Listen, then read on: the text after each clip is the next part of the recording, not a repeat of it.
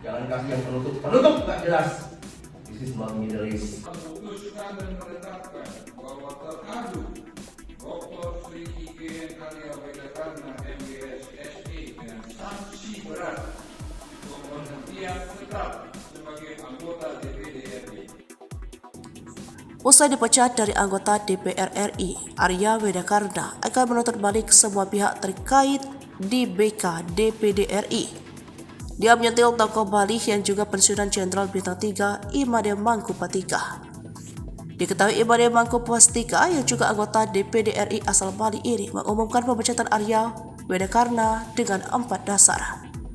Pertama, pengaduan masyarakat terkait pernyataan ujaran kebencian dan penghinaan, yakni penghinaan terhadap suatu golongan rakyat Indonesia terhadap suku selain Bali dan agama selain Hindu.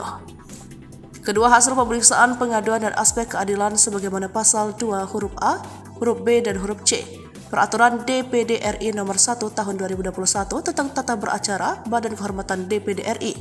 Ketiga, terkait pernyataan terhadap Arya pada peristiwa pembakaran villa Ketiga, Diana Resort di Kabupaten Karangasem, Bali.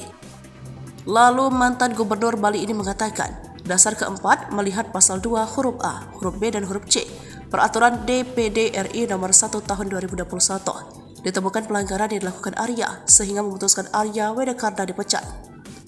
Atas hasil ini, Arya Wedakarna akan menuntut balik semua pihak terutama ketua BK dan anggotanya. Dia akan membalas tindakan yang menurutnya tidak adil sebab dia dipilih oleh rakyat dan yang berhak memecatnya adalah rakyat.